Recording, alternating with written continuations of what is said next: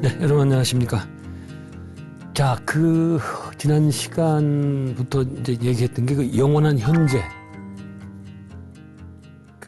종교적인 구원이라는 게 불교든 기독교든 이슬람이든 다 막론하고 종교에서 말하는 구원은 바로 이 영원한 현재에 있는 것이다. 네. 근데 그 영원한 현재에 있는 게 뭐냐? 그 설명을 계속 드리는 거죠. 근데 그게 이제, 마약류, 환각제류를 써서 그렇게 경험하는 방법도 있는데, 그것은 문제가 뭐예요? 잘못 쓰면은, 개인적인 파멸이라든가 사회 문제가 될 수 있겠다. 그쪽으로 가서는 안 되겠다라는 얘기가 있겠고, 그러나, 과거에 이제 미국 예를 보면요. 미국의 최고의 철학자였던 윌리엄 제임스. 그 사람도 환각제를 먹어보면서 과연 우리 의식이라는 게 그 환각제를 통해서 어떻게 바뀔 수 있나. 직접 시험을 했었어요. 또 New Brave World, 훌륭한 신세계인가요? 그래서 어떤 알더스 헉슬리도 그이는 그거를 먹고서는 이제 아편류의 환각제를 먹고 이렇게 실험하다가 나중엔 너무 많이 먹어서 이제 죽게 되고 그런 겁니다. 그게 사실은 상당히 좋은 의미로 쓸 수 있는데 지금 그렇지 못해가지고 지금 우리나라도 마약 문제가 굉장히 심각한데 정말 조심해야 됩니다. 절대로 우리는 그쪽은 쳐다보지도 말고 아예 생각해서 지워야 돼요. 이 마약이라는 거는 아예 생각해서 지워가지고 없는 거 없으면 생각 안 할 거 아니에요. 그렇게 가야 됩니다. 자, 근데 지금 지난 시간에 이제 그런 센 방법 말고 그런 거 센 방법을 하면 안 되니까 영원한 현재에 있을 수 있는 방법을 많이 이제 생각을 하고 이제 하는데 그 중에 도박 빠진다거나 무슨 위험한 스포츠 게임 하는 거 이런 거요. 도박도 그거 한번 미치면은 아시잖아요. 잘 못 빠진다고 그러죠. 네, 그것도 이제 가면 안 돼요. 그래서 저는 장난으로 이제 미국에 살 때 이제 그 애틀랜틱 시티가 가까웠거든요. 제가 살던 데에서 1시간 정도 차 타고 가면 있었어요. 서쪽에 라스베가스가 있으면 동쪽에는 이 애틀랜틱 시티가 있었거든요. 그 해변에 쫙 도박장이 있어요. 거기 가서 구경을 했는데 한 번도 이거 땡겨본 적도 없어요. 아예 그냥 구경만 하는 거고. 근데 왜 이게 사람들이 도박에 빠지냐? 물론 여러 가지 이유가 있겠죠. 돈 따고 싶은 생각 이런 게 있는데 우리가 좀 더 종교적으로 보면은 도박에 빠지는 순간만큼은 완전한 현재에 몰입할 수 있기 때문에. 그렇죠? 딱 돈만 바라보고 몰입이 되니까 100% 몰입 아니에요. 그러니까 과거, 현, 미래에 대해서 아무 생각도 안 나요. 그렇기 때문에 엄청난 자극이 오고 그래서 이 현실이 생생해지거든요. 제가 체험자들한테 직접 얘기를 들어봤는데 이 슬로트 머신을 이게 땡길 때 그 생생한 쾌감은 겪어보지 않은 사람은 말하지 말라고 그러더라고요. 그런가 봐요. 그런 생생함 때문에 제가 애틀랜틱 시티 갔다고 그랬었잖아요. 이제 그게 80년대 초반 중반이었을 텐데 그때 이제 뉴욕에서 또 오는 한국 사람이 있었어요. 그 사람들이 우리한테 다가가가지고 뭐라는 거니 돈 다 뜯겼단 말이에요. 뉴욕 가는 차비라도 좀 빌려줄 수 있냐고 이래요. 제가 빌려줬는지 안 빌려줬는지 기억은 안 나는데 빌려주면 어떻게 된다? 다시 또 슬로트 머신 블랙잭으로 갑니다. 그런 거예요. 그거. 이 도박이라는 게. 자, 그렇다 치고 그다음에 또 다른 예. 도박 이런 거 말고 좀 더 건전한 예. 스포츠나 게임 같은 게 있죠. 응? 자동차 경주라든가 번지 점프하는 거 또 낙하산 타고 내려오는 거 이런 것들. 굉장히 위험할 수가 있잖아요. 잘못하면은 목숨을 잃을 수 있는 거고. 예. 물론 그런 일은 거의 안 일어나지만 어떻든 알 수 없잖아요. 어떤 극한 체험을 일부러 하는 거예요. 오지에 들어가서 하고 말이죠. 왜 사람들은 위험을 감수하면서 왜 이런 게임 하는 거냐 말이야, 이거. 예? 우리가 보기엔 이상하죠? 예? 또 무슨 정신이 어떻게 됐길래 그거 그냥 이거 경제 레이싱 카를 하고 말이에요. 예? 그 왜 그럴까? 지금 시각을 대입을 하면 그런 위험한 스포츠나 게임을 할 때 우리는 어때요? 상황이 너무 위험하기 때문에 과거나 미래를 생각할 겨를이 없다 이거야. 철저히 현재만. 그냥 여기에서 내가 안전하게 가야 돼. 근데 그럴 때 평소에 못 느끼는 생생함.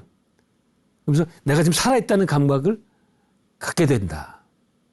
근데 이럴 경우에요. 그 어떤 사람들은 여기서 그 종교적인 체험까지 하는 경우도 있어요. 저는 얘만 이제 말로만 들은 건데 책으로 통해서 보고.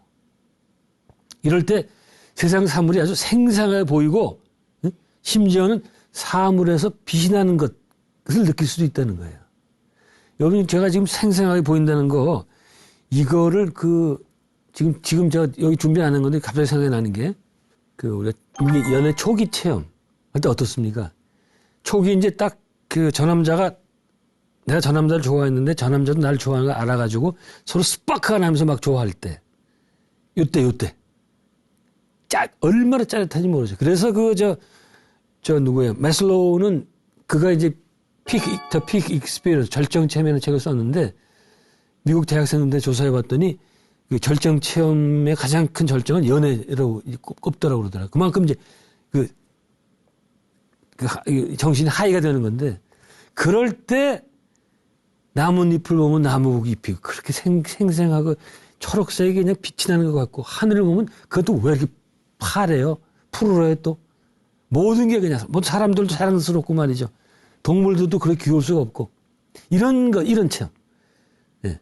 그게 이제 초기 연애 체험은 뭔가니 자기 셀프 에고가 이제 조금 밑으로 가라앉기 때문에 자기 에고 개념이 좀 죽기 때문에 그렇게 사물이 훨씬 더 멋있게 보이는 거예요. 이게 정생이에요. 이게 생생하게 보이는 거, 막 빛이 나는 것처럼 보이는 게 이게 사실 이게 본 모습이에요. 이게 사실은. 응? 근데 우리는 항상 과거에 있기 때문에 생각을 하면서 그게 제대로 못 보는 거죠. 응? 갑자기 종교 체험하는 사람도 있거든요. 갑자기 그냥 빛이 그냥 막 내 가슴 속으로 들어오고 말이죠. 이게 있어요. 그게 진정한 종교 체험인데 그럴 때도 똑같습니다. 응? 꽃 입에서 막 빛이 막 나고 말이죠. 내 마음에는 자비와 사랑만 가득 차 있고 이런 거. 네. 자, 다시 아까 카레이싱으로 돌아가 보죠. 전 볼 때마다 F1 우리 영암에 전라남도 영암에도 있잖아요. 그 경기장이. 그거 볼 때마다 보면은 미국 친구들은 뭐 카레이싱에 환장을 하더라고요. 그냥 쌩쌩 지나가는데 시속 200km 뭐 300km 막 지나가는데 저 짓을 왜 할까 말이죠. 예? 저 짓을. 그런데 제가 이제 그 종교적인 의미에서 이제 해석을 해보면 거기 딱 서가지고 200km, 300km 막 마구 밟으면 어떨까요? 그때는 이 운전자가 내 안전만 생각하지 이 오로지 운전에만 전념을 하는 거예요. 그거 하면서 어저께 누굴 만났는데 내가 잘못했지. 이런 생각 없어요. 그 미래, 나 이 운전석을 그만두고 이제 뭐 하지? 이런 생각이 전혀 없어요. 네? 그런 여유가 없어요. 지금 이 순간에만 있는 거야. 붙어 있어. 그럴 때, 진짜, 아주 짧은 순간이지만, 내가 지금 여기 있는 거야. 지금 여기. 네? 생각이 그쳤기 때문에. 이게 생각을 그치기 위해서 이렇게 힘든 거야. 이렇게 극한대로 그냥 몰아가야 인간이 그제야 생각을 안 해. 그럴 때 이제 이런 체험도 가능해요. 이제 그렇게 빨리 달리는데 그럴 때 오히려 아주 평온하면서 희열을 느낄 수가 있어요. 일종의 낮은 수준의 망아 체험이죠. 엑스타시 같은 거죠. 네. 근데 카레이싱 문제는 뭐예요? 하려면 돈이 많이 들죠. 다 아무나 할 수가 없잖아요. 굉장히 훈련을 많이 받아야 되고. 그다음에 이제 돈도 들고. 그래서 많은 경우는 우리는 할 수가 없죠. 그래서 그것보다 이제 돈도 안 들고, 물론 이제 체험은 많이 떨어지지만, 강도는 떨어지지만, 하는 게 있죠. 번지점프 같은 거. 저는 솔직히 말해서 번지점프 해본 적이 없습니다. 그렇게 굳이 스스로 위험을 자초해서 해보고 싶은 마음도 생기지 않았고, 그다음에 나이 때문에 자신이 없어요. 지금 저 롤러코스터 청룡 열차인가요? 그것도 못할 것 같아. 이 무서워가지고. 아니, 그 롤러코스터도 마찬가지예요. 그거 탈 때 그 짜릿한 게 위험으로 극한으로 모으니까 그냥 지금 그때만 근데 아주 기간이 짧죠, 시간이. 번지 점프도 마찬가지다. 특히 이제 번지 점프는 아마도 제가 이제 추정을 해보는데 뛰어내리기 바로 전에 그때 그때 거기서 아유, 과학 어저께 이렇게 했을 걸 오늘 이거 끝나고 나 가서 짬뽕 먹어야지 이런 생각 안 하잖아요. 예? 한 여기서 야 이거 내가 잘할 수 있을까? 내가 안전하게 떨어져야 되는 이 생각만 할 거 아니에요. 바로 그게 낮은 강도지만 지금 여기 현재에만 있을 수 있게 해준다. 그다음에 떨어질 때 뭔 생각을 하겠어요? 글쎄요, 이렇게 과거가 이렇게 탁 파노라마하게 스치고 지나가나요? 근데 그거는 아주 위험하지 않으면 일어나지 않는 현상입니다. 어떻든 떨어질 때도 그때 무슨 과거 미래를 생각하겠어요. 빨리 그냥 안전하게 내려갈 수 있겠다. 가면 좋겠다 그런 생각만 하겠죠. 그것과 함께 상당한 자극과 전율을 느낄 수가 있겠죠. 제가 계속 얘기를 했죠. 이 깨달은 사람만이 현재에 있을 수 있다. 그러면 현재에 존재한다는 것을 그게 도대체 뭘까? 제가 계속 같은 질문을 하는데 지금 제가 이렇게 설명을 드려도 이해하기 어려울 수 있겠다. 그럼 제가 예를 또 듭니다. 원래 예를 들어야 돼요. 예를 많이 들어야지 그게 좋은 학습입니다. 수준이 떨어지는 교사들일수록 이론을 많이 얘기를 하고 어렵게 얘기를 해요. 최고의 스승이라는 분들이 누구예요? 붓다, 예수 이런 분들은 아니에요. 그분들 얘기 보세요. 그분들은 언제 이론 얘기합니까? 전부 어떻게 얘기한다? 전부 예를 들고 비유를 들잖아요. 포도나무가 어떻고 이런 식으로. 왜? 저처럼 덜 떨어진 사람들이 자꾸 이런 얘기하고 현재가 어떻고 이런 얘기를 하죠. 이분들은 얼마든지 쉬운 패러블, 비유를 들으면서 그 어려운 걸 다 설명을 전달할 수가 있는 거예요. 그래야 대부분의 글을 따르던 무리들이 어때요? 그냥 일반인들 아니에요. 일반인들 이론을 알아듣습니까?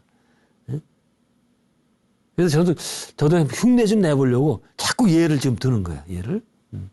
이거는 심리학자가 한 실험인데 어떻게 하는 거니? 일반인, 전혀 수행을 하지 않은 일반인과 수행을 많이 한 선사들의 머리에다가 뇌파 계측 장치를 부착을 해서 이 뇌파가 어떻게 바뀌나, 이 밖에서 이제 자극이 오는 것에 따라서 뇌파가 어떤 반응을 보이나, 이제 기록을 하는 겁니다. 그래서 어떻게 하는 거니? 15초마다 틱 하는 소리를 들려준 거예요. 그러면 그들의 뇌파에서 EGG라고 그러죠. EGG. 반응을 한다는 거죠. 그래서 다름을 보여요. 이 두 그룹이. 일반인들을 보면 일반인들은 한 서너 번까지는 반응을 한대요. 틱 하면 뇌파가 이렇게 움직이고. 그러다가 그 뒤로 가면 반응을 하지 않아요. 반면에 선사들은 계속 똑같은 반응은 뭐야? 몇 번을 틱 해도 똑같이 이렇게 뇌파 반응을 보이는 거예요. 자, 왜 이런 차이가 날까요? 우리 같은 일반인들은 소리가 계속 되잖아요. 서너 번 되면 벌써 금방 틀을 프레임을 만들어내는 거예요. 그래서, 이거 15초마다 계속 오는구나. 그래서 그 다음에 더 이상 반응을 하지 않아요. 서너 번 지난 다음부터는 과거에 형성된 과거의 경험을 통해서 만든 프레임을 가지고 현재 적응하기 때문에 반응을 안 하는 거예요. 아시겠죠? 응? 그렇기 때문에 우리는 과거에 있는 거예요. 과거에 틱 했던 거를 틀로 만들어서 이미 생각에 선입견을, 고정관념 만든 거예요. 고정관념 무섭습니다, 이게. 고정관념 없이 봐라, 선입견 없이 봐라, 그러잖아요. 그건 불가능해. 제가 왜 불가능한가 얘기를 할 겁니다, 지금. 우리는 고정관념, 선입견이 없으면 어떤 것도 파악이 안 됩니다. 지금과 어떤 경우. 자, 틱틱 하는 게 고정관념으로, 선입견으로 이 프로그램 돼요. 금방.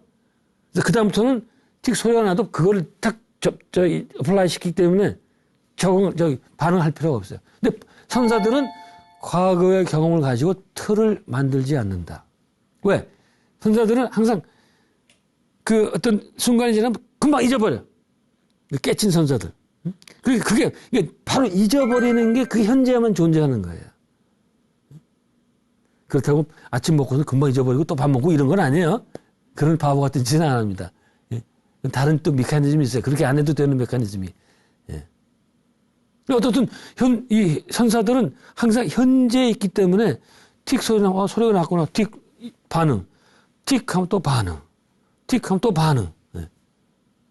소리 듣고 난 다음에 또 바로 잊어버리니까 또 다음에 소리가 올 거래 아무 기대가 없어요.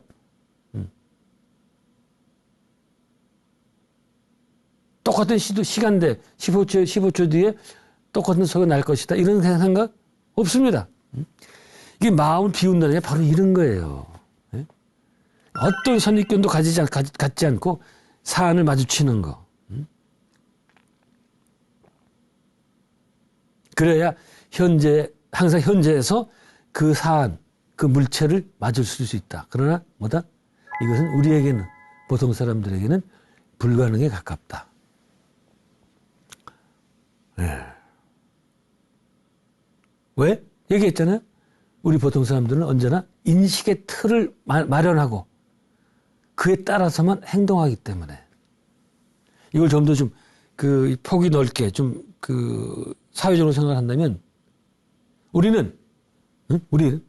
보통의 우리들은 나나 자신이나 타인 혹은 사회에 대해서 박제된 이게 형성된 인식의 틀을 가지고 살고 있다. 그러니까 우리는 나에 대한 이미지도 마찬가지고 타인에 대한 이미지, 또 사회에 대한 이미지 전부 일종의 그 틀을 갖고 살고 있다. 쉽게 말하면 우리는 이 안경을 쓰고 사는 거예요. 어떤 일정한 두께의 안경. 사람마다 이 렌즈가 두께가 다르겠죠. 어떤 사람도 더 센 것도 있고 약한 것도 있고, 예. 센 사람들은 이게 고정관념이 많은 거예요. 이런 식으로 항상 우리는 이 안경을 통하지 않으면 볼 수가 없어요. 근데 이제 그럼 누가 그러죠? 안경 벗으면 되지 않냐? 그러면 세상이 좋죠. 근데 그럴 수가 없어요. 왜? 우리 안경은 이 눈에 딱 그냥 장착이 되어 있기 때문에 눈과 떨어뜨릴 수가 없어요. 우리 항상 우리 박제된 인식의 틀을 가지고 세상을 바라보고 따라서 그것은 과거에 살고 있다. 항상 우리 과거에만 있다.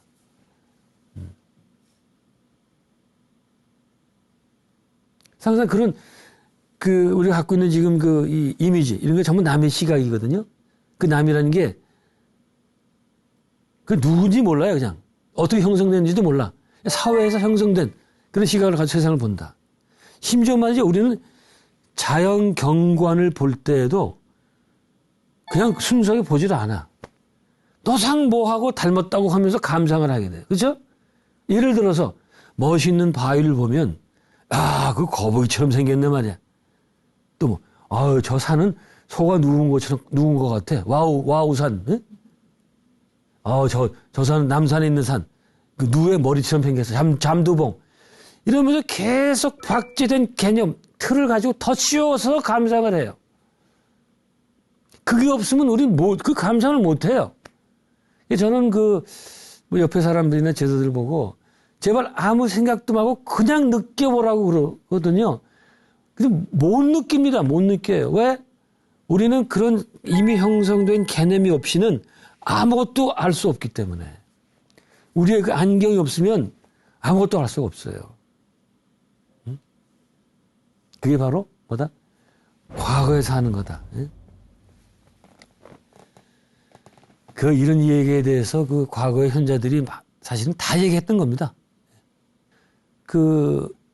이 현재에만 존재하는 내 마음, 내 의식을 불교에서는 즉심시불이라는 표현을 쓰죠. 즉심시불. 즉, 일즉다 다즉이라 할 때, 그걸 이제 그냥 쓰면은 금방 뜻이 안 들어와요. 이게. 이 즉심시불이 사실은 굉장히 철학적인 그런 문장인데, 그저 미국서 공부할 때 보니까 이걸 번역을 하는데 뭐라고 그러는 거니? immediate, 임박한, 아니에요? immediate mind is Buddha. 그러니까 뭔가 즉심이라는 것은 그 즉도 말이죠. 제가 공부할 때 저 영어로 SIVE, sieve. 뭐, 그 형용사 만들 때 SIV를 넣잖아요. 그렇게 번역을 해가지고 이 즉자에 대한 그 논문도 있어요. 그 설명도 굉장히 복잡하고 즉심이 그렇게 아주 간단한 게 아니에요. 그러니까. 저는 쉽게 설명한다면 즉심이라는 것은 어떤 사건에 처했을 때 생각의 과정을 거치지 않고 즉시 떠오르는 마음. 제가 생각하면 거기서 틀렸다고 그랬죠. 생각하지 않고 딱 떠오르는 마음. 그게 바로 부처님. 이것밖에 불성이란 말이야. 그게 직관적인 그런 생각이에요. 직관 생각은 사실 아닌데. 직관적으로 이미지가 뭔가 잘 떠올라와야 그때 사물의 본 모습을 볼 수가 있다.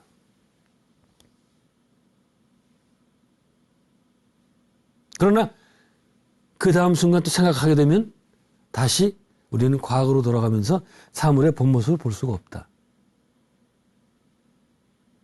제가 대학원 때 불교 시간에 이럴 때 매일 들었던 게 그거거든요. 불교의 목적은 뭐다? To see things as they are.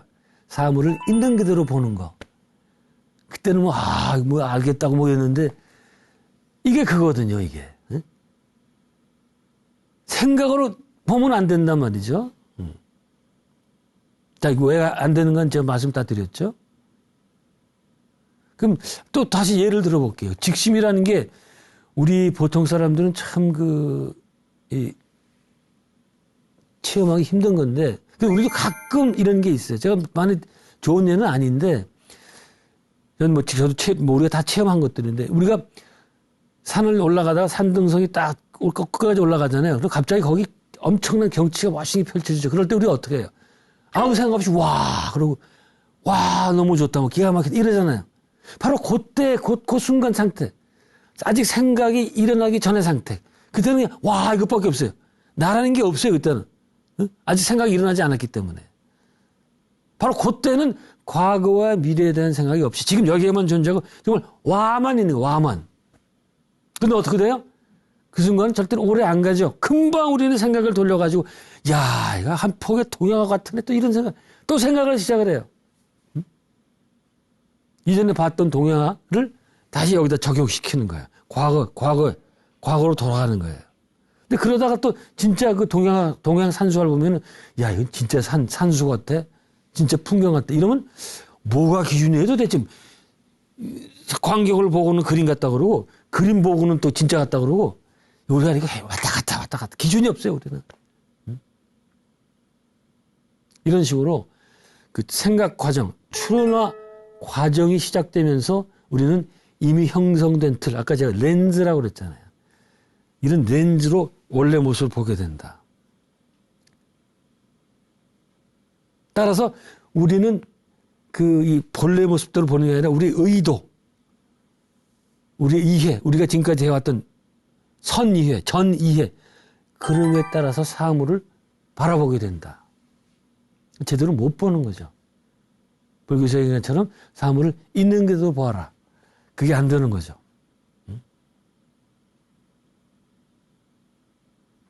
그러나 참 이게 말은 좋아요. 말은 다 될 것 같은데 과연 이게 가능하겠냐 말이죠.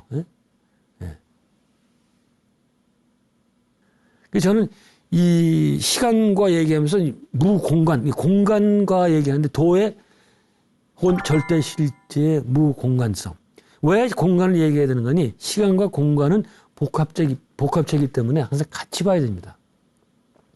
그래서 오죽하면 민코프스키, 아인슈타인의 스승이나 그러죠. 그이가 내놨던 그 개념이 그거 아니에요? 시공 복합체, space, time continuum. 시간과 공간은 항상 같이 가기 때문에 하나만 따로 볼 수는 없다. 그래서 같이 봐야 되는데 우리가 지금 실제의 무시간성을 봤다면 무공간성도 같이 봐야 되겠다. 그 절대 실제, 그럼 도는 도의 절대 영역은 무엇일까? 네? 근데 여기서 이제 그 영역이나 뭐 공간 이런 단어를 사실 쓰면 안 됩니다. 절대 실제는 도에는. 이 얘기는 뭔가 쉽게 얘기해서 절대 영역, 그러니까 도가 있는 그런 영역은 저기 어디, 혹은 저 높은 곳 어디, 그게 있는 것이 아니기 때문에. 그래서 우리가 도를 깨친다고 그럴 때 우리가 도달해야 되는 영역은 저기 멀리 저 위에 있는 게 그런 게 아니에요. 왜? 만약 이것과 다른 영역, 여기와 다른 이것과 다른 저쪽, 저곳의 영역, 혹은 저 위의 영역이라면 그것은 상대 영역에 불과하겠다. 왜? 여기에 상대되는 영역이기 때문에. 예? 제가 계속 얘기했죠. 지금 여기는 우리는 유한하고 상대적인 영역. 여기과 상대가 된다면 그쪽도 상대 영역. 따라서 절대 영역이 될 수가 없다. 절대는 이 모든 상대 영역을 초월해서 있기 때문에. 그런데 역설적으로 절대 영역이라는 것은 바로 지금 여기라고 말할 수밖에 없다. 이게 또 역설적인 거예요. 절대 영역은 저기도 아니고 저 위도 아니지만 근데 다 맞아. 그게 또 절대 영역이에요. 그래서 이런 그 절대 영역에 대한 문제는 불교에서만 한 얘기가 아니고 역설적인 면이죠. 그 신 플라톤 학파의 거두였던 플로티누스 서기 2세기인가 1세기인가 살았던 사람인데 이 플라톤 철학에는 아리스토텔레스적인 그런 그 이성적인 그런 흐름이 있고 근데 플라톤 안에는 또 이 신비적인 그런 흐름이 있어요. 윤회도 인정을 하고 플라톤은. 근데 그런 신비적인 면이 아리스토텔레스가 이제 그 쭉 이어내려오면서 완전히 서양 철학에서는 끊기게 되죠. 없어져 버리고 지하로 들어갑니다. 근데 그게 지금 얘기한 신플라톤 학파라든가 또 기독교에서는 영지주의 계속 내려오다가 이제 19세기 말에 이 신지학회라고 있죠. 디오소피 거기까지 내려옵니다. 이 서양의 그 신비주의적인 그런 전통이 서양도 없는 게 아니에요. 기독교에는 조금 있고 그러는데 그 서양의 그 플라톤적인 플라톤 학파의 신비주의는 쫙 밑으로 해서 여기까지 내려옵니다. 지금도 있어요. 그렇게 하는 사람들이. 자, 그 신플라톤 학파의 거두였던 플로티누스라는 사람은 뭐라고 그러느니 그것, 그러니까 절대 실제, 도예요. 도. 도는 어떤 곳에도 없지만 그것이 없는 곳은 아무 데도 없다. 이겁니다. 이게 진리적인 말씀이에요. 근데 완전히 모순되는 거죠. 어떤 곳에도 없죠. 도는 어떤 한 곳에는 없어요. 한 곳에 한정될 수 없기 때문에. 그러나 그것이 없는 곳은 없다. 도는 전체에 있어야 되니까. 예. 근데 이것이 이런 게 가능하려면 역설적으로 이 영역은 공간이 없음, 이 무공간일 때만 가능하겠다. 이와 비슷한 맥락에서 캐톨릭의 그 신비주의자였던 에카르트 신부 제가 가끔 인용을 했죠. 에카르트 신부는 극소수의 신비주의 철학자입니다. 캐톨릭 안에서. 이 양반 책은 로마 교황청에서 금서로 못 읽게 했어요. 전 이쪽 기독교 이슬람은 조금 낫고 기독교는 제가 신비주의라면 치를 떨어요. 전부 이단으로 막아요. 사실 그게 전 종교의 본령인데 사실은. 예? 그 아시겠죠? 예? 지금 로마 캐톨릭은 뭐 그 정도는 아닙니다. 그 정도는 아니에요. 근데 기독교는 좀 대단해. 계속 이게 바뀌기 때문에 지금 살아남아요. 예? 안 바뀌었으면 지금 이렇게 못 살아남습니다. 예? 그쪽 넘어가지 않겠습니다. 자, 이 에카르트 신부가 말하기를 절대 실제는 그것은 하나님, 동양시로 얘기하면 도는 비어 있을 수밖에 없다. 이렇게 주장을 합니다. 왜? 그래야 모든 것을 포함하기 때문에. 그리고 절대 실제 혹은 도는 무공간이기 때문에 무영역이기 때문에 가능하다. 아무것도 없기 때문에 그래야 다 받아들일 수 있다. 또 비유로 설명을 해볼게요. 그래야 금방 그 이해가 됩니다. 자, 눈으로 비유를 해볼게요. 눈. 우리가 눈으로 붉은색을 볼 수 있는 것은 뭐예요? 우리 눈에 붉음이 없기 때문에 그렇습니다. 만일에 우리 눈에 문제가 생겨가지고 충혈해서 이제 흰자위가 뭐 어떤 수정체가 붉게 물들었다 그래요. 그럼 그때부터는 붉은색을 못 봅니다. 뭐 거기까지 갈 것도 없고 노란 색깔의 렌즈가 있는 안경을 써보세요. 어떻게 돼요? 노란 색깔 전혀 볼 수가 없어요. 너무나 간단한 얘기죠. 근데 우리 눈에는 어떤 것도 아무것도 없어요. 그냥 투명하잖아요. 그게 뭐야, 어떤 공이야, 공. 그래서 모든 걸 볼 수 있다, 이거예요. 텅 비어있기 때문에 모든 것을 투과시킬 수가 있다.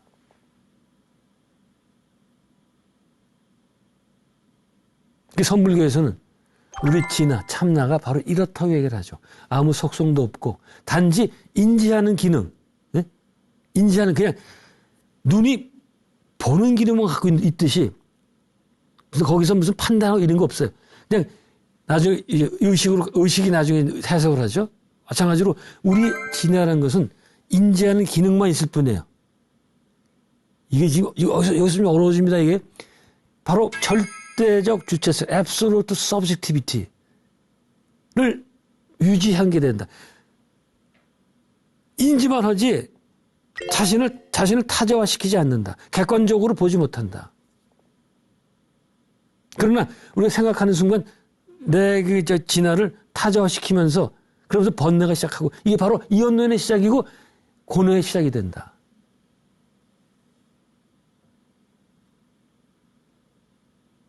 다시 한번 눈으로 돌아가 볼게요. 얘기했잖아요. 눈은 그저 수용만 하고 그것이 어떤 물체라는 걸 파악하고 인지하는 거 이거 전혀 하지 않죠. 바로 진화가 그렇다는 거예요. 참나가. 그냥 파악만 하고 그게 어떻다는 전혀 그러니까 인지 안 하고 몰라요. 그다음에.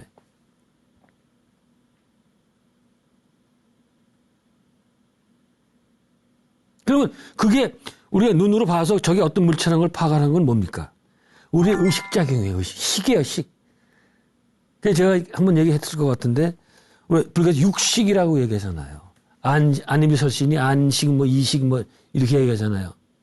그래서 제가 처음에는 아니 눈이 거기 무슨 의식이 있어 그렇게 생각했는데 이게 역시 맞는 얘기예요. 왜?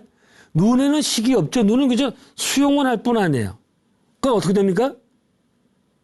그게 망막의 상이 맺혀지잖아요. 네? 네, 그게 어떻게 돼요? 근데 망막도 당연히 모르죠. 그게 저희 신경 다발을 통해서 뇌로 전달해야 되죠. 거기서 뇌에서 이제 뇌라는 물질을 통해서 의식작용이 일어나는 거예요. 이때 바로 내가 과거에 생각했던 거 이런 것들이 전부 이 선입견 이거 안경이 씌워지고 고정관념 그렇게 되면서 해석이 되는 거예요. 제가 지금 말씀 드렸는지 모르겠는데 우리는 이런 얘기 많이 하잖아요. 우리가 지금 보기는 전부 꿈이고 이게 진짜 아니다 그런 얘기 하잖아요. 네? 근데 그게 틀린 얘기 아닌 게 왜다? 우리가 이제 딱 보면 굉장히 깨끗하게 보이잖아요. 네? 눈이 나쁜 사람 제외하고. 사실은 그렇지 않다. 벌써 망막에 비춰지는 게 이게 망막이 우둘두툴하대. 이렇게 매끄럽지가 않다 그러네. 그래서 그 이미지가 신경 따발려서 뇌로 가면 뇌에서 뭘 한다? 보정작용이 시작이 돼요.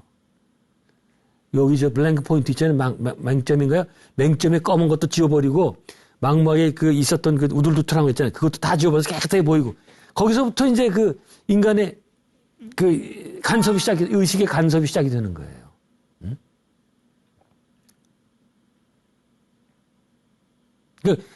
우리가 불교에서 얘기할 때 사물을 있는 그대로 봐야 된다 하는데 벌써 우리는 보는 것부터 안 되는 거예요. 뇌에서 이제 식작용이 들어가면서 이미 오염이 된다고 그럴까요? 이제 바뀌어지는 거예요. 이게 인간의 비극입니다. 바로 우리 진화를 생각할 때 눈을 생각하면 되겠다. 그 다음에 어떤 캐톨릭의 성자, 보나벤투라. 난 이건 이제 켄 윌버의 책에서만 본 건데, 이 사람은 보나벤투라라는 신부겠죠. 절대 실제, 도의 무공간성을 긍정적으로 접근해가지고, 이 얘기도 많이 하는 얘기입니다. 절대 실제. 도라는 것은 중심이 모든 곳에 있으면서 외곽선은 아무데도 없는 하나의 구다. 하나의 원이다 말이에요. 이런 공은 3차원의 이원론적인 세계에서는 존재할 수가 없죠. 이건 말이 안 돼요. 이원론적인 세계, 우리 세계에서는 중심은 하나 있어야 되고 외곽선이 있어야 공이라고 할 수 있죠. 근데 지금은 중심은 다 있고 외곽선이 없대요. 그런 거 없죠. 그냥 언어로는 이렇게밖에 설명할 수가 없습니다. 굳이 설명을 해보면 중심이 모든 곳에 있다는 것은 이 실제가 편재, 없는 곳이 없다는 것을 얘기하고 외곽선이 없다는 것은 무한하다는 것을 의미합니다. 사실 이거 제도를 하려면 이런 내용을 앞에서 놓고서는 줄쳐가면서 이렇게 면대면으로 해야 돼요. 그래서 그때 또 토론하고 또 집에 가서 또 한 번 또 보고 뭐 이래야 됩니다. 그래서 같은 맥락에서 켄 윌버는 이 공간, 이 절대 공간은 무공간이기 때문에 특정한 공간들과 다투지 않고 그로 인해 공간들을 완전하게 끌어안을 만큼 자유롭다. 상당히 잘 묘사된 설명입니다. 그 제가 전 책에서 이 사람의 그 말을 생생함을 살리기 위해서 직접 한번 인용을 해봤습니다. 이렇게 얘기합니다. 이 사람은 차원이다 외연이 없는 점, 그리고 날짜와 기간이 없는 순간, 그것이 절대이다. 또 절대는 아무 곳에도 없지만 그것이 없는 곳은 아무 데도 없다. 아까 얘기했던 거죠. 한마디로 그것은 전전, omnipresent, 무소부재이다. 절대는 자신의 온전성 속에서 모든 곳과 모든 때에 동시적으로 존재하고 있다. 이제 유신론적인 발상인데, 신을 모든 곳에서 보지 못하는 사람은 아무 곳에서도 신을 보지 못한다. 이 도를 바꿔도 돼. 도를 모든 곳에서 보지 못한다면 아무 곳에서도 도를 볼 수 없다. 이건 동양 전통에도 나옵니다. 안 나올 수가 없다. 동양 전통이 원래 이게 주인이죠.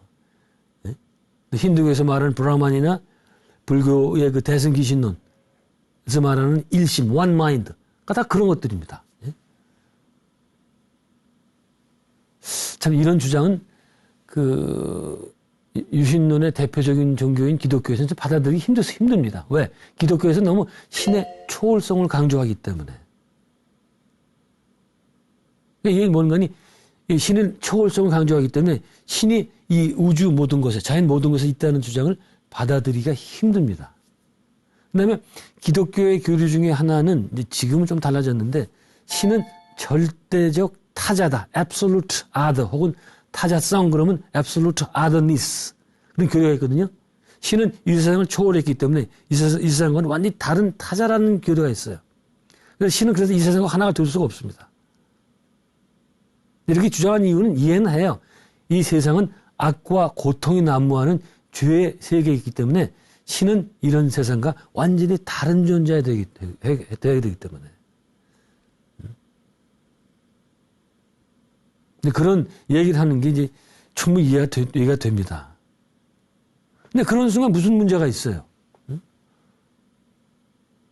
거기다 이제 이 기독교에는 신을 인격적으로 받아들이죠. 인격적으로. 그래서 인격을 가진 존재는 이런 사물에 깃들 수가 없잖아요. 그죠? 네. 그렇잖아요. 어떤 인격적인 존재가 사물에 깃듭니까? 그래서 이 얘기 이제 제가 왜 이 얘기를 하는가 하니, 장자에 보면은 이런 얘기가 나옵니다. 이제 도가 어디 있냐? 뭐 모든 게 다 있다. 저기 있는 저 벌레도 있다. 네? 그런 얘기를 해요. 그래서 물어보면서 똥에도 있냐? 당연히 똥에도 있다. 이런 얘기를 해요.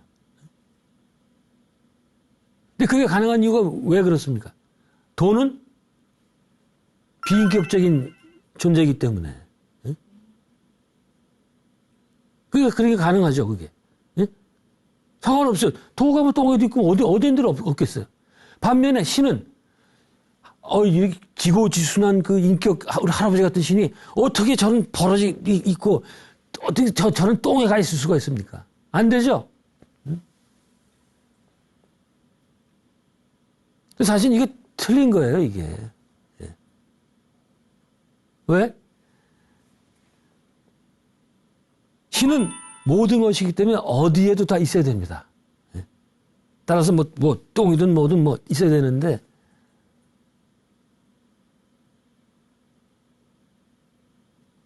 참 이런 면에서 제가 참 말씀 많이 드렸는데, 지금도 드릴 말씀이 많습니다. 그런데 제 강의는 아마 이제 이번 강의로 일단 마무리를 해야 될 것 같습니다.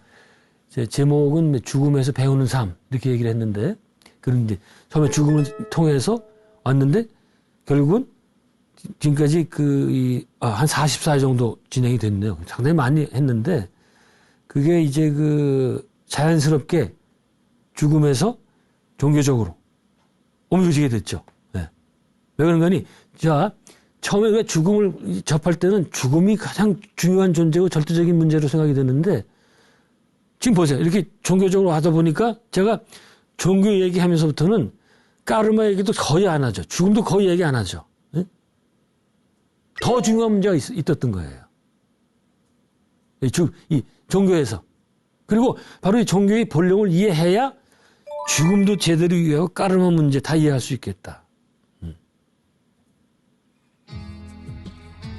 그래서 제가 이제 종교 얘기를 앞으로 어떤 이 실론적인 얘기 말씀드렸는데 아마 이것도 좀 여러분께 도움이 좀 되셨으면 하는 바람을 가져봅니다. 저는 이번에 이렇게 방송을 하면서